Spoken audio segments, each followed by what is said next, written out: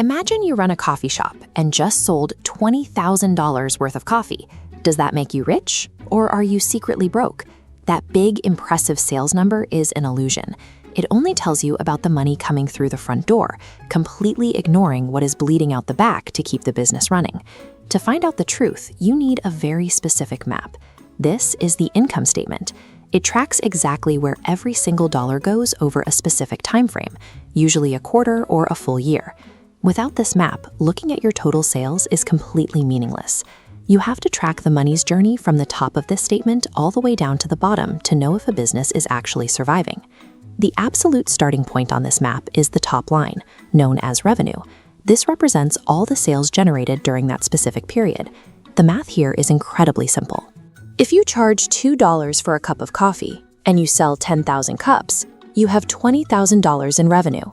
It looks fantastic on paper, but enjoy it while it lasts, because this is the largest that pile of money will ever be before the business starts paying its bills. The first major deduction is the cost of goods sold. These are the expenses strictly required to make your product: the coffee beans, the water, the paper cups, and the sugar. When you subtract those direct material costs from your revenue, you are left with a smaller number called gross profit. Next comes a massive secondary burden: operating expenses. This overhead includes the rent for the building, the barista salaries, and any marketing you do to get customers in the door. This chart shows exactly how quickly that pile of money shrinks.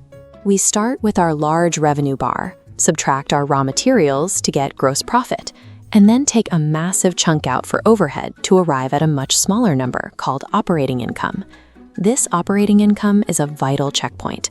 It reveals the actual profit generated purely by the core day-to-day operations of the business before outside financial noise can interfere. Now we have to clear the final required tools. The company has to pay non-operating expenses, which is primarily the interest on any corporate debt, followed by state and federal income taxes. When we subtract these final tools from the chart, we are left with a tiny fraction of our original pile. This is net income, widely known as the bottom line. But as an individual investor, you don't own the whole pie. You have to take that final net income and chop it up by the total number of shares that exist in the company. This resulting number is your earnings per share, or EPS. It is arguably the most important metric on the entire map because it represents the actual personal slice of profit that each individual share claims. If you only look at 1 year of an income statement, you are walking into a trap. True business health can only be accurately judged by watching how these numbers trend over 3 or more years. This chart illustrates 3 years of data for retailer Dollar General.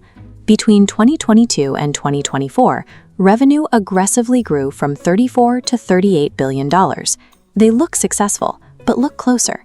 In that same time frame, operating profit plummeted from $3.2 down to $2.4 billion. Rising sales are actually a warning sign if the profit is shrinking.